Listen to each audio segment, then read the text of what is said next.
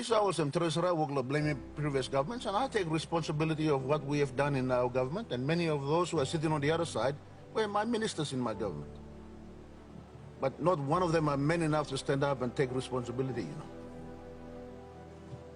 Our governments are not run by one person, it's run by our parliament. But they continue, and thank you for stepping and intervening on my behalf. Because Treasurer continues to keep on blaming me.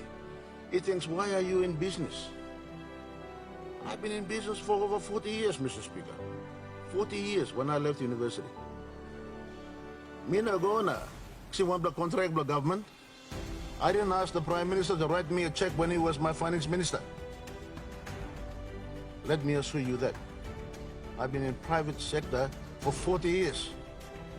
So, you know, you can rebut that. You've been investigating for the last 3 years and you found nothing because I never asked you for nothing, Mr. Speaker. But you saw it. There's a kind of blame game here. There's a kind of blame game here.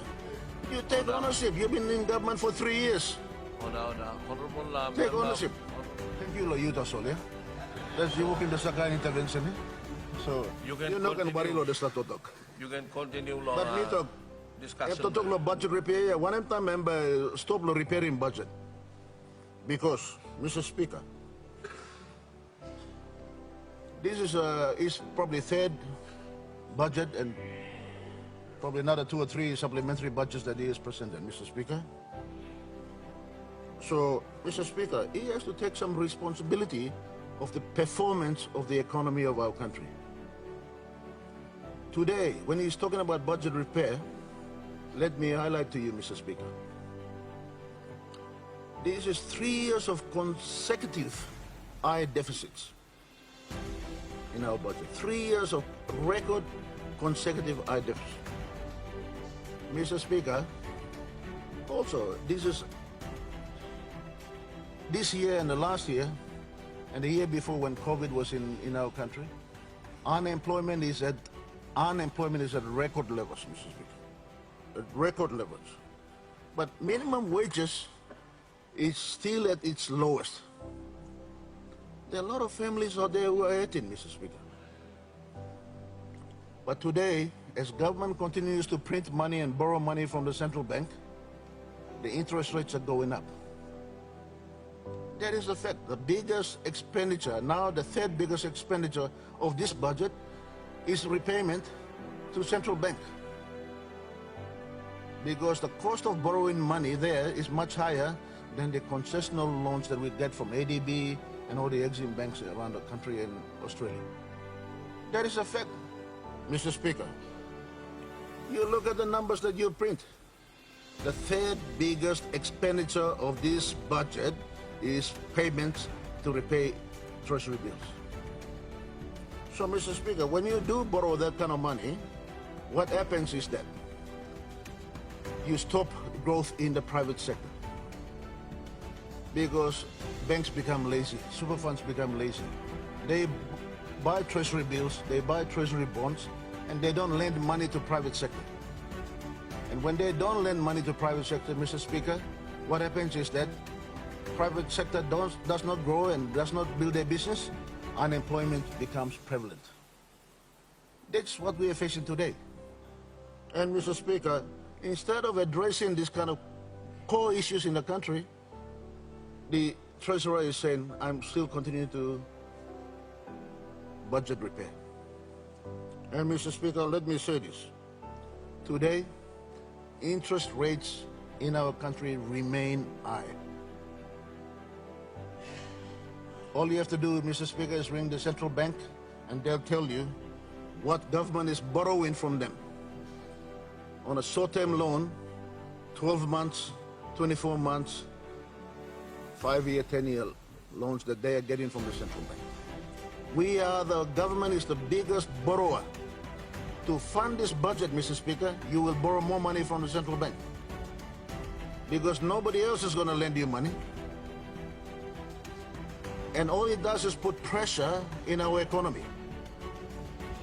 Where private sector, SME, agriculture, all our small businessmen and women cannot borrow money because the banks are lazy. They are not forced to lend money. They are lending money to central bank because they're getting much easier interest rates. So, Mr. Speaker, one of the other reasons is that inflation continues to grow. It remains very high. I think it's about 6% on average now. That's what the budget is estimating, but I think it's literally more than that. Because when you go down to the supermarket, when you go down to the shops, the prices of goods and services is already increasing. Many of us know that our people who has no wage adjustment over the last 3 or 4 years are still paying for the price that is increasing of basic goods, rice, tin fish, and all something. This is reality, Mr. Speaker.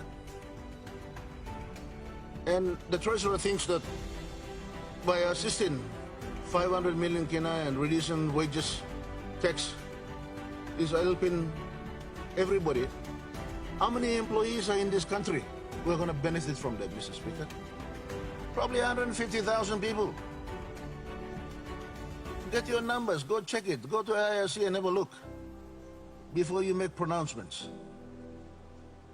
These are only 150,000. What about the rest of the 9.5 million people in this country?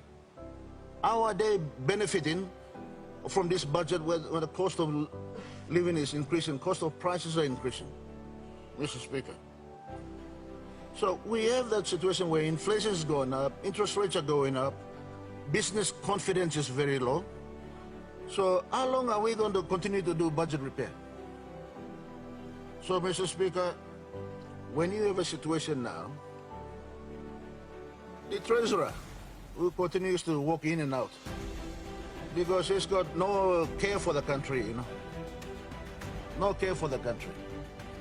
It comes late. This is the most important budget policy document for the government, When you're serious about running this country, you sit there and listen. You sit there and listen. You have to be serious about your job. Decisions that you make affect 9 to 10 million people in this country. Honorable